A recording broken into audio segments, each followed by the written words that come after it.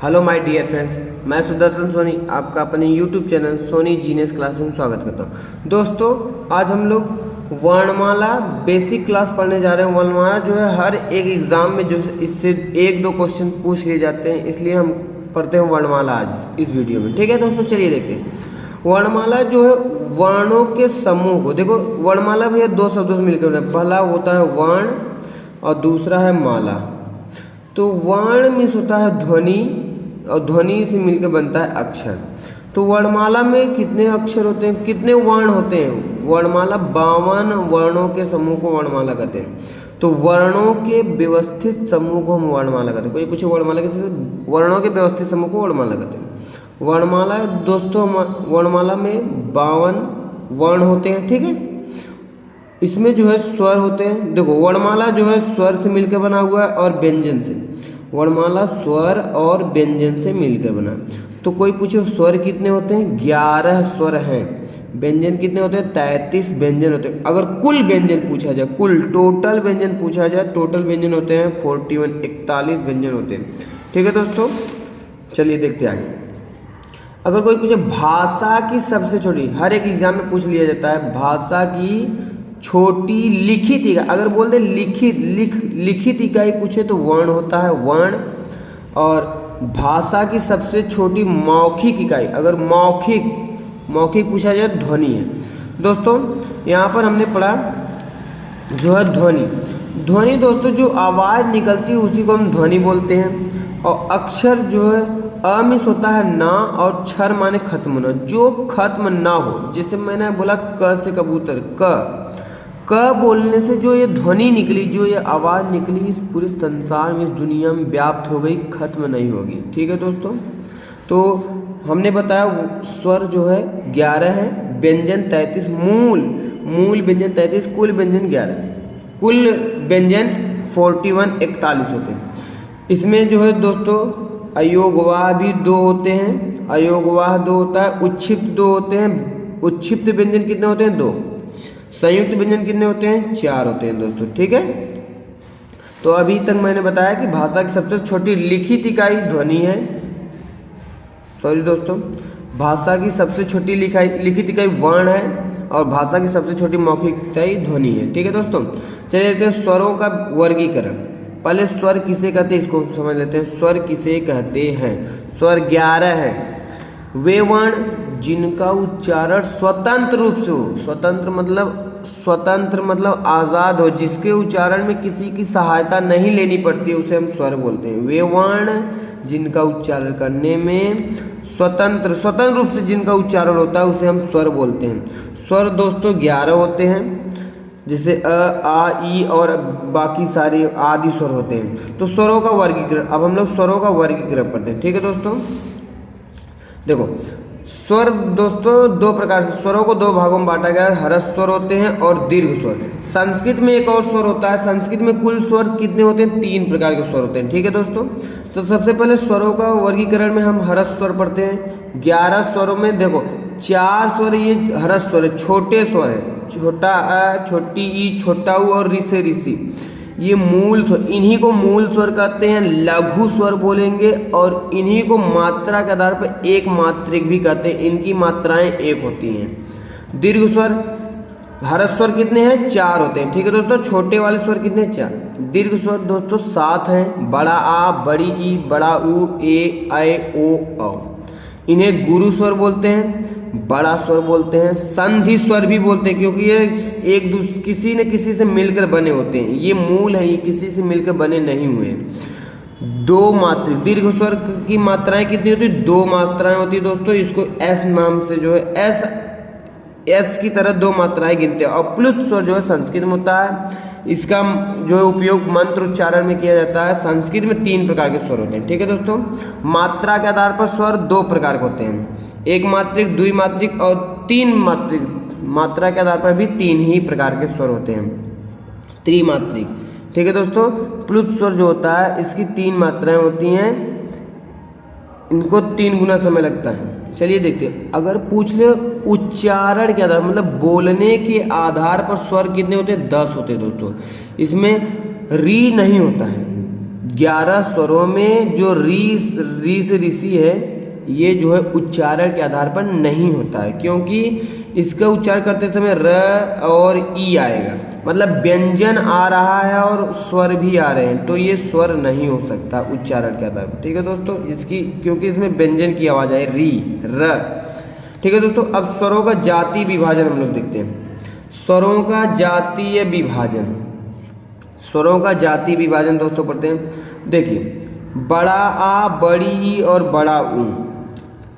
ये बड़ा आ छोटा और फिर छोटा अ से मिलकर बना है। बड़ी जो छोटी ई और छोटी ई से मिलकर बने। बड़ा ऊ छोटा ऊ बड़ा छोटा ऊ से मिलकर बना है।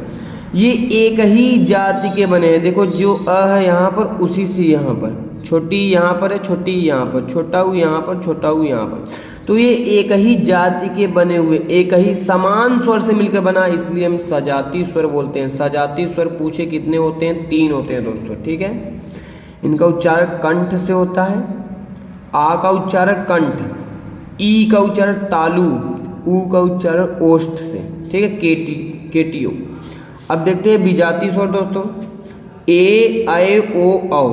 विजातीय स्वर कितने हैं दोस्तों? 4 होते हैं। विजातीय स्वर 4, विजातीय स्वर 4। इन्हीं को हम संयुक्त स्वर या संधि स्वर कहते हैं। ये 4 जो है संयुक्त स्वर हैं, किसी से मिलकर बने हैं।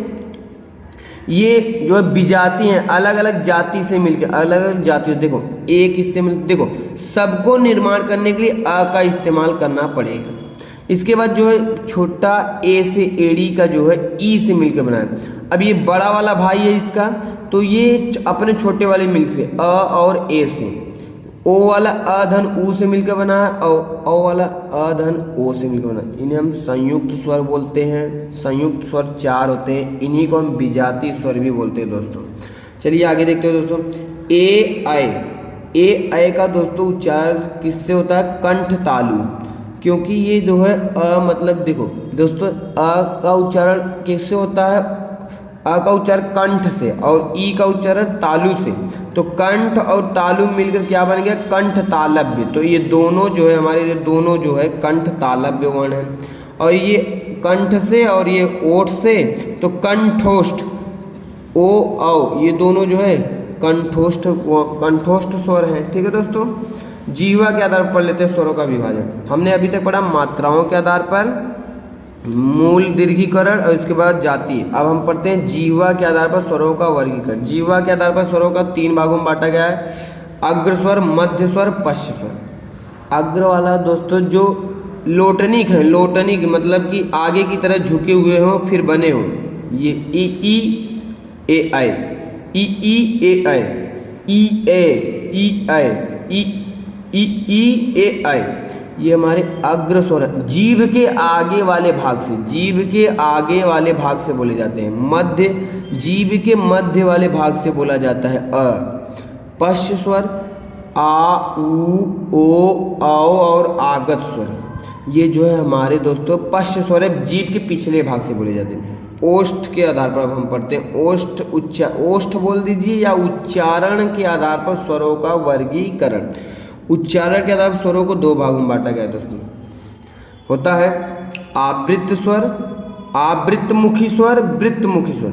आ में होता है दोस्तों ना, वृत्त माने वृत्त की तरह मुख बने, जिसको उच्चारण करने में मुंह जो है, मुंह हमारा जो होठ है हमारा वृत्त न बने, गोला न बन पाए, वृत्त की तरह न बने, उसे हम बोलते हैं आवृत्त स्वर, आवृत्तमुखी स्वर। जैसे आ, ई ए ऐ, इनको उच्चारण करते समय हमारा जो मुख है दोस्तों वो वृत्त नहीं बनता है। अब वृत्तमुखी, जिसको उच्चारण करने पर हमारा मुख क्या बने? वृत्त की तरह। ऊ, ओ औ आ, इनका उच्चारण करने पर हमारा जो होंठ है दोस्तों, होंठ जो है वृत्त की तरह काम करता है, वृत्त बनाता है। अब हम पढ़ते हैं मुख खुलने या मुख विवर। मुख खुलने के आधार पर स्वरों का वर्गीकरण। मुख खुलने के आधार पर स्वरों को 4 भागों में बांटा गया है। संवृत स्वर, अर्धसंवृत, विवृत, अर्धसंवृत, अर्धविवृत स्वर। संवृत स्वर दोस्तों मतलब होता है जिसको बोलने पर मुख ना खुले, संवृत ना खुले, मुख खुलबे न करे। ई, ऊ, उई, मतलब इसको याद करने के लिए उई याद कर सकते, उई मतलब मुख हमारा खुले न समृद्ध है।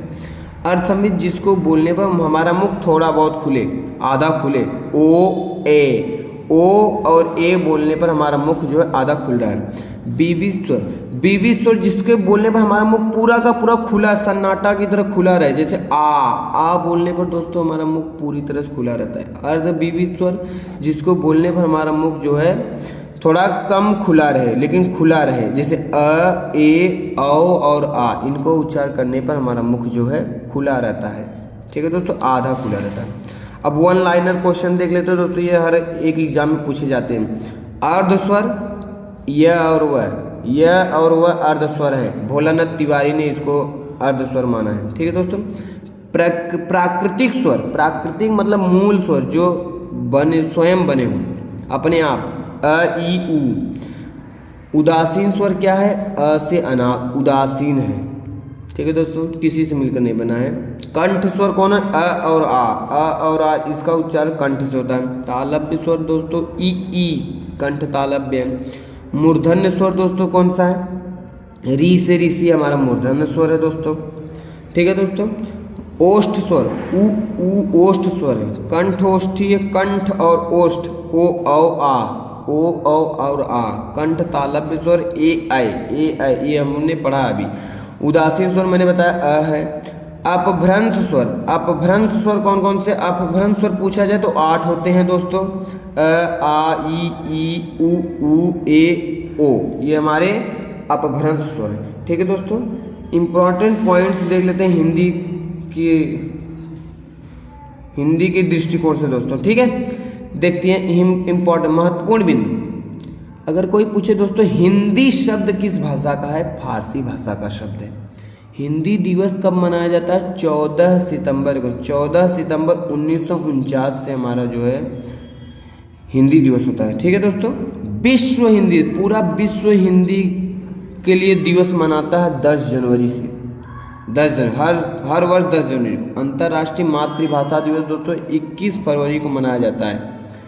अब हम लोग देख लेते हैं दोस्तों हिंदी का उद्भव, मतलब हमारी हिंदी जो है कैसे बना हुआ है, हिंदी हमारी कैसे बनी। सबसे पहले सभी भाषाओं की आदिजन्य संस्कृत है। सबसे प्राचीन भाषा संस्कृत, देवों की भाषा संस्कृत थी। संस्कृत में विकास हुआ, उसके बाद पाली बना, पाली से जो है प्राकृतिक बना, प्राकृत से अपभ्रंश बना, अपभ्रंश से अवहट, अवहट से दोस्तों हमारा क्या बन गया? हिंदी। आप लिख सकते हो दोस्तों, बहुत सारे एग्जाम्स में पूछे जाते हैं ये स्वर। तो स्वर कंप्लीट वीडियो है स्वर का ये कंप्लीट वीडियो दोस्तों। अब नेक्स्ट वीडियो में हम लोग जो है व्यंजन पढ़ेंगे। ठीक है दोस्तों। तो अच्छा लगा तो लाइक कीजिएगा। थैंक यू दोस्तों, मिलते हैं अगले वीडियो में। Thank you.